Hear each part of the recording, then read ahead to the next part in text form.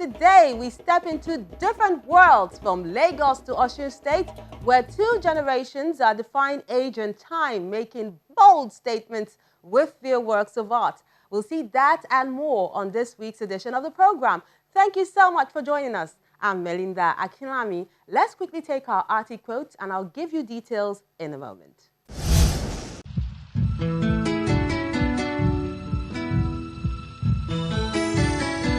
The identity often sought for by the West exerts a barrier against the progress of creativity.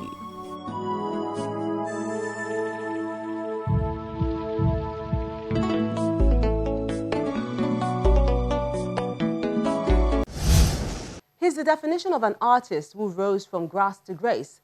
From what began as a workshop in Osogbo, Osun State in the 1970s, gave birth to not just renowned artists, but a movement as well. We'll visit one of the fruits of that group whose art has brought him fame and fortune, and yet he still continues to work hard.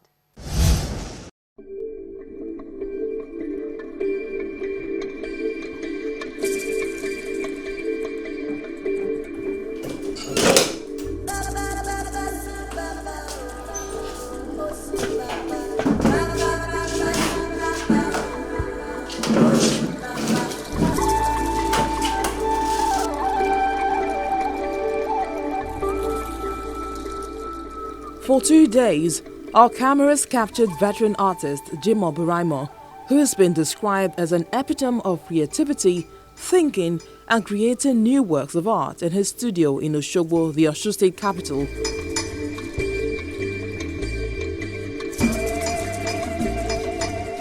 From oil painting to printmaking, plastercast and especially bead painting.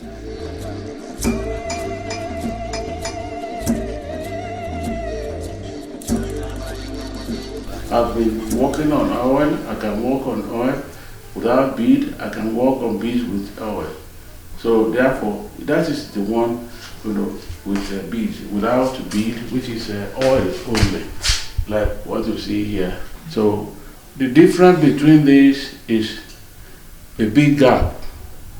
The gap is that it takes little or no time to finish this, but it takes more time to finish a painting of the same size. The reason is because before the beads can be laid on this one, it takes some time.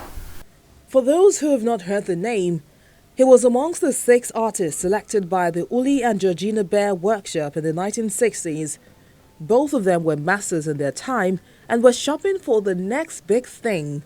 And that's how the Osogbo art movement came up, producing the likes of him, Muraina Oyelami, Twin 77, just to mention a few.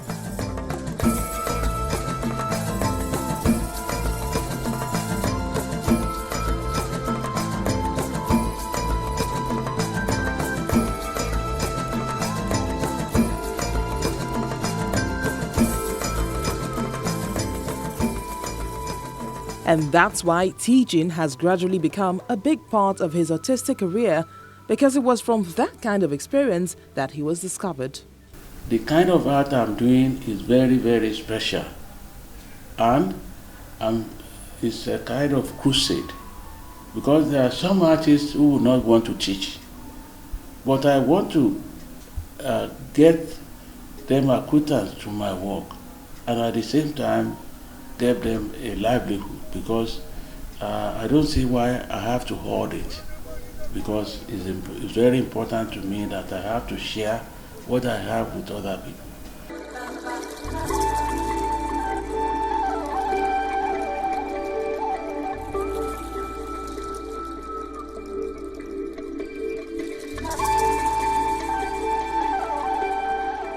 He has a unique concept as well, which has become his signature, working on beads. And all these patterns to come out will take some time. And that is the beauty of my own art, because I want to have a signature, and bead happen to be my own signature, which I invented. And that's why I usually do this occasionally, but the other one is every time.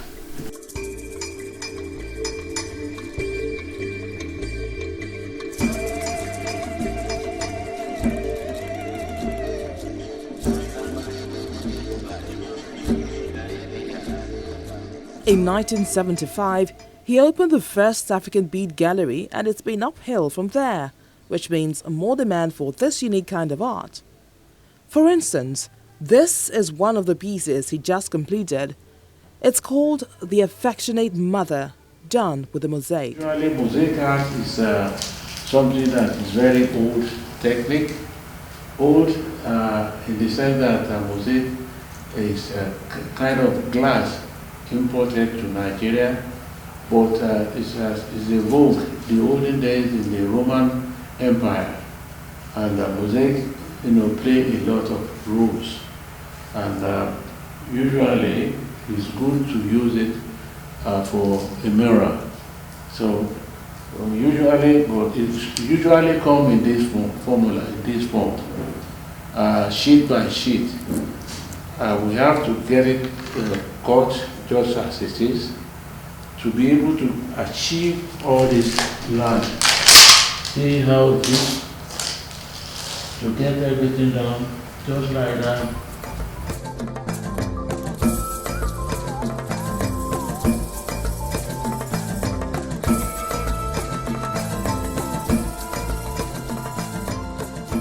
The more the rainfall on it and sunshine, it becomes much better and better, because it's a very good resistance and make it beautiful. And this kind of glass is different from, it comes in different formula.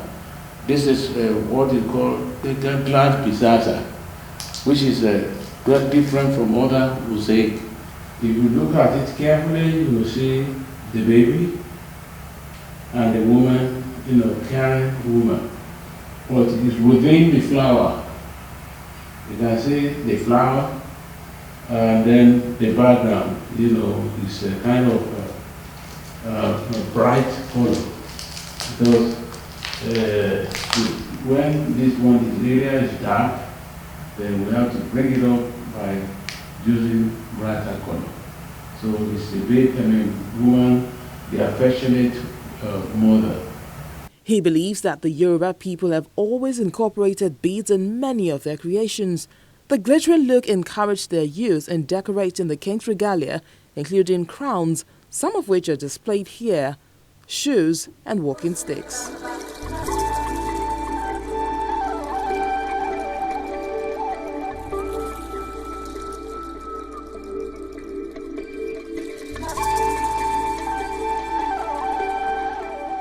His innovation was to adopt this tradition to a more contemporary art form of painting, and so most of his pieces are all pointing in that direction. This type is just casual wear. Doesn't really mean for anything, it's just casual wear. Just wear it at their leisure. The same thing, this one. This casual wear, when they are relaxing and they are not going to, they use this one. But this, when they have important programs to do, like this one, when they have a ceremony to do, they use this type. There are some that are more bigger than this one, taller, and that is when they want to install a king.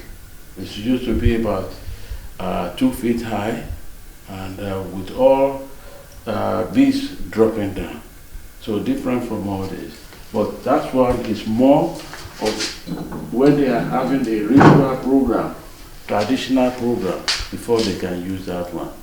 But all these can go along with their cloth at any time they want to go out.